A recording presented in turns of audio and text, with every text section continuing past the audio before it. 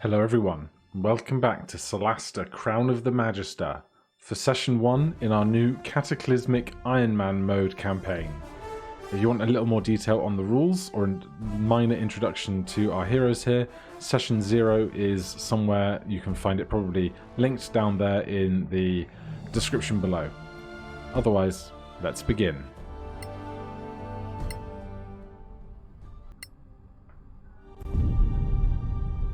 Before the Cataclysm, there were no gods on Solasta.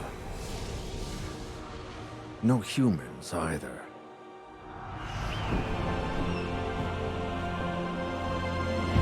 Then, the rift opened. Some say it was a magical accident, or the work of an evil god. No one knows for sure. The Cataclysm destroyed the old High Elf Empire. Manicalan, they called it. And twisted the land beyond recognition. Now, only the brave and the foolish go there, in search of ancient treasures. But something is happening deep in those Badlands. Whatever it is, it can't be good. It is the year 1024 after the Cataclysm. New states have arisen around the Badlands and crave its treasures. A newly discovered road offers a safer route into the ruined heart of the Empire from the Principality of Masgarth, upsetting the balance of power. The Legacy Council is formed to ensure that the knowledge is shared. It issues a call for agents to explore the Badlands in its name. Adventurers flock to Caer-Keflin, the Principality's capital and the home of the Council. Four strangers meet in the Gravekeep's cask, close to the Council chambers.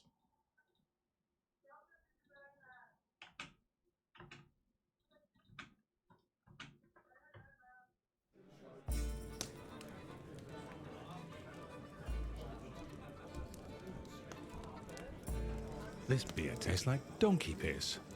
Not that I'm complaining. Is this the place for the Legacy Council job? Hope I'm not too late. Ran into a bit of trouble on the way here. Take a load off. There's plenty of donkey piss to go around. If you're here for the council job, get in line. Though if this Lord Karen doesn't show up soon, I may go looking for him. Another round, barkeeper. 4 of your finest flagons of donkey piss, please. Looks like you've been waiting here a while. We do what we have to. So what's this trouble you were telling us about? Well, I was making my way here when 3 bandits leapt from the bushes with crossbows. They dragged me off to some decrepit prison and tossed me in a filthy cell that smelled of rat piss. Don't know what was holding the place up. So, if you were familiar with Campaign 1, you will recognise some of the voices. Unfortunately, there are only 5 voice actors for the main characters in the entire game, so some repetition is going to be evident. So these are effectively the tutorial areas of the game. I have turned off the tutorial pop-ups so we can get through this a little bit faster. And so we start here with Jonathan, our first level elemental fire cleric. You can take ourselves a torch there. You can see his stats here as well. We have Strength, Dex, Con, all at 14 for +2. Wisdom, our spellcasting stat, at 16 for +3. And Dumping, Intelligence and Charisma, each for -1. I used point buy to get these stats with a standard score. I think it's 27 points for point buy. And right now we don't have our equipment because that has been taken away from us in this prison. But we can navigate through the place and we should be just fine. As for the ancestry part of our hero team, also known as race in standard D&D lingo, we are all elves or half-elves. In part this is because they offer good stats for us, but also because all of these classes and subclasses have dark vision, which is going to be very important when we're having fights in underground areas like these. Otherwise, we would have issues not only just seeing our opponents, but we would often be attacking them at disadvantage if we were attacking in darkness without dark vision.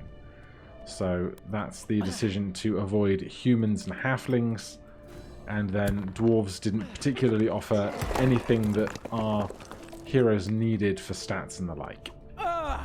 If you press Alt, you can see things in the environment that can be interacted with, and you'll see our quest on the right at the moment is recover our equipment from the chest, so we'll do that. And here we have our standard equipment and some extra stuff here that we can loot, because it's our prerogative to steal things from those who have wronged us. And opening this door, back to the tavern. Nice move, that trick with the wall. Glad you're no worse for wear. My flagon is empty of ale, and Lord Karen still isn't here. Have another ale. It's not like you have anywhere better to be. I have a tale to tell as well. I too was attacked, but I put an end to my enemies with blood and pain. Proceed then. Everyone enjoys a tale well told.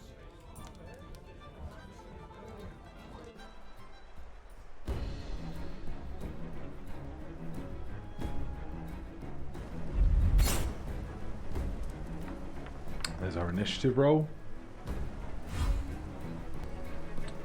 And following that initiative roll, we now have a combat up here on this stone bridge against a few wolves. These starving wolves shouldn't pose too much of a threat for us in these early stages. If we progress one tile towards them, we can attack them with our longsword. I am unbeatable. And then we've got the 3 wolves will take their turns, 1 each.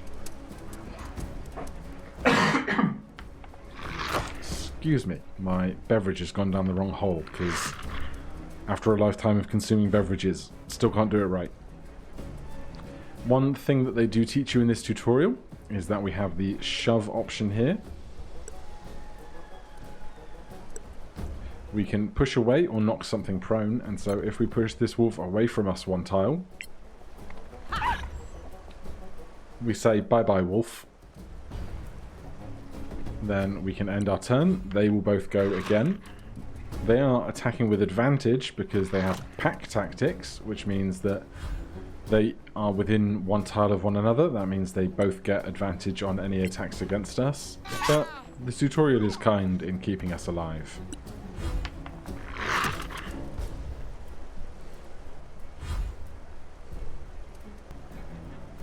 Then same story here with the last remaining starving wolf.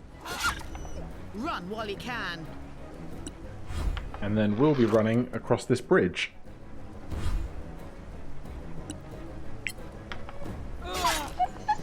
There you go. So, victory has been attained. We are out of turn order. We have the freedom to move around. But as we progress to the other side of this bridge, things will get tricky for us once again. But here we have a simple trick, and that is the disengage action. We can use that to spend our main action to move away from a creature without invoking opportunity attacks, and by doing that we can push this rock down, breaking what's probably millennia's old piece of stone down into the river, ensuring our survival. What a bunch of namby-pambies. You're lucky you weren't attacked by Sorax. Shut your gob or I'll shut it for you.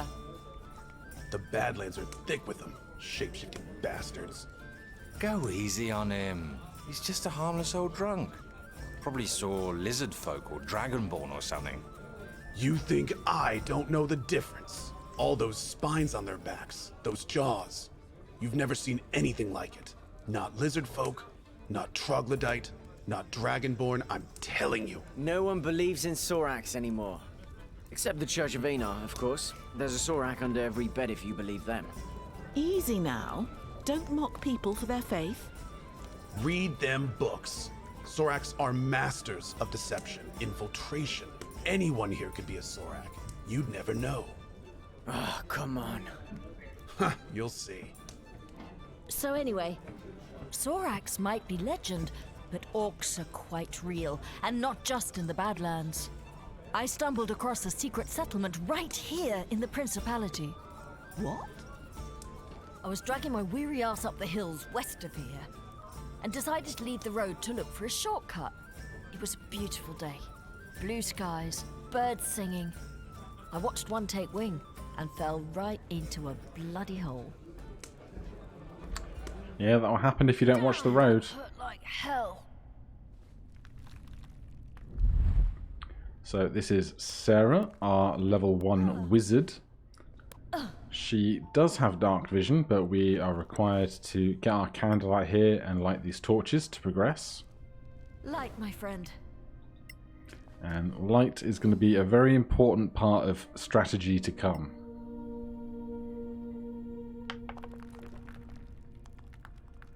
Just my luck.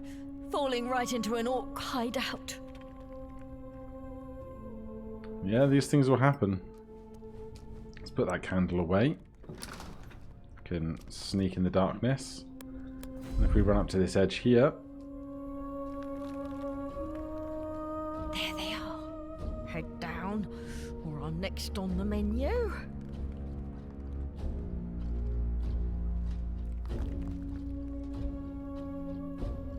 And we can clearly see our next objective. We can go to cautious. This is effectively stealthing. And we can move over here to this mechanism. That will then give us passage through this door on the side. While you're sneaking like this, if you do come into the line of sight with an enemy, kind of a yellow, then orange, then red hue will appear around your stealthing icon to tell you that you're at risk of being discovered. And if you're quick about it, you can move to cover or move away and have a chance of not being seen. But that's tricky and will obviously depend on your stealth stats and their perception stats and the like. There's also a chest back here that we'll definitely pillage on our way along.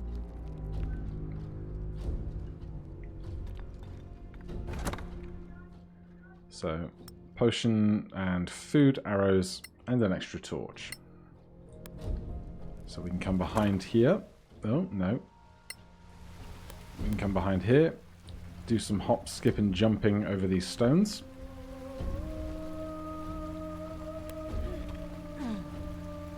And here we can see an example of another container that is a natural existence rather than an artificial chest. And from this we can take some abyss moss from a moss patch. Now, crafting is something that I didn't do too much of in my first campaign, but I get the impression that it's going to be much more important this time round, with our enemies being so strong and our resources being a tool that we can use to keep ourselves alive. They're camped right by the only exit. Oh, it just keeps getting better. Guess I'm waiting them out. At least these rocks are damned uncomfortable. So if we use this fireplace here with the burning campfire symbol, we can take a long rest. This will recharge our health, our spell slots, and any other skills that recharge on a long rest, as well as half of any spent hit point recovery die. We also have a chance to prepare our spells, which we can get a quick look at. We currently have the light, poison spray, and sparkle cantrips. But we also have the firebolt cantrip from our elf ancestry. And then for spells, we have magic missile, featherfall, shield, and thunderwave prepared, but we can also cast detect magic and identify as rituals in our own time. Now, the orcs hanging around outside have departed, which means we can leave out of the front door. There wasn't anything extra to loot in this space. And then that is the third introduction over. I would have slaughtered every one of those green-skinned monsters. Orcs have a very distinctive stink. I'm beginning to think Lord Karen might be a mythical creature. We've all told a tale of our travels here. All but one of us. Yes, but I have a good reason for that. It's none of your bloody business. You can't have a true friendship without trust. What are you hiding? Fine. You want to know the truth? I stopped on the way here to visit an old friend of mine. and discovered he was up to his eyeballs in debt with a loan shark. Oh, that's not good. Indeed, he put up a family heirloom as collateral and wanted me to reacquire it. Because, you see, I can be quite stealthy when necessary.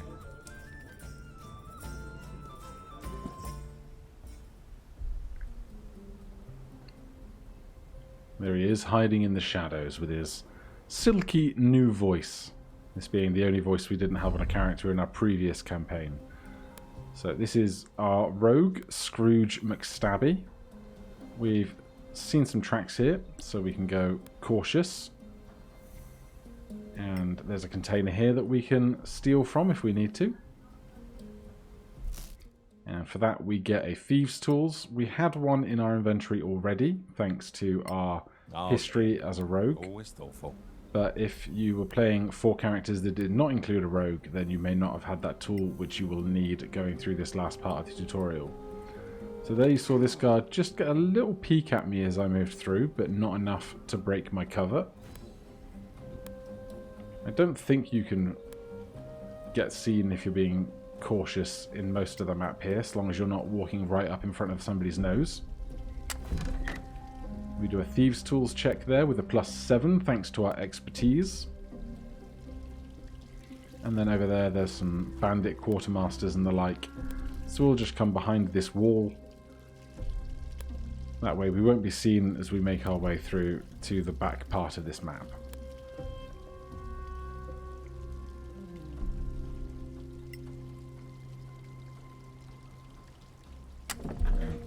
Once we're through here, there is a bush. I will always take the time to loot something if I can, because every resource is going to be of value to us in this Cataclysm difficulty campaign. So we get 2 angry violets there. And then we can climb up these vines and box into this window.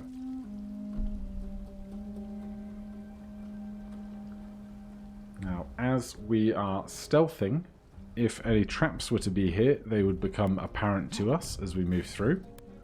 Not unlike this one. So, again, a Thieves' Tools check disarms the trap.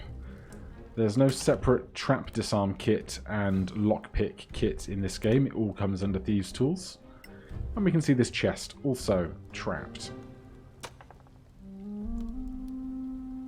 And now that it is unlocked or untrapped, we can take Liam's heirloom and 17 gold for our troubles.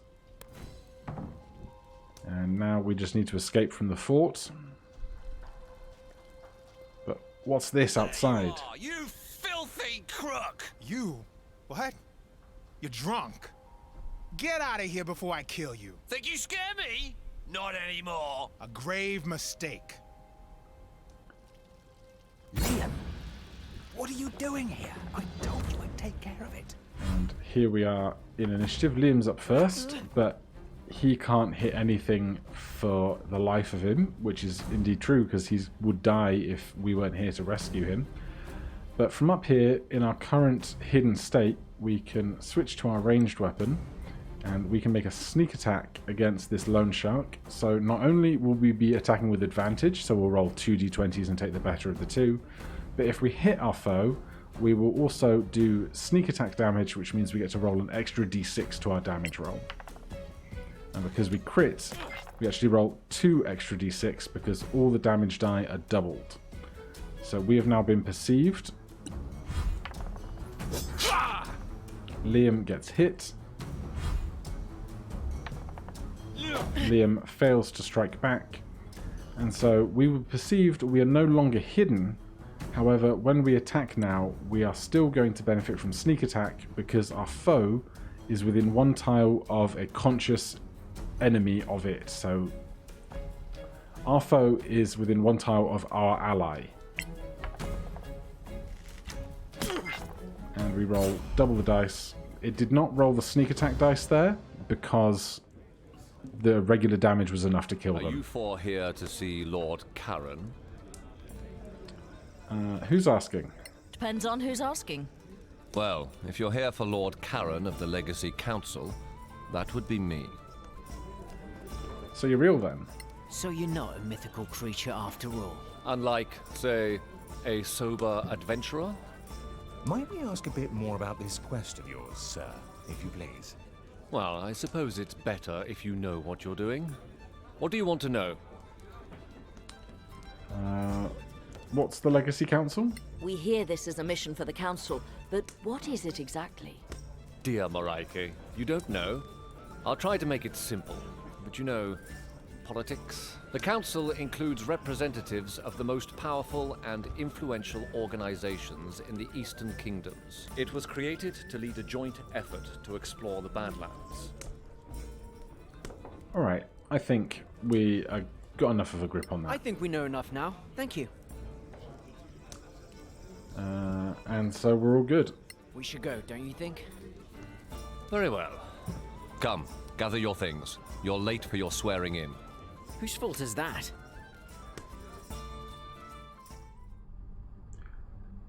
And so after we get through this loading screen, we will be plopped out in the center of town, just outside the bar. And that will be the end of session 1.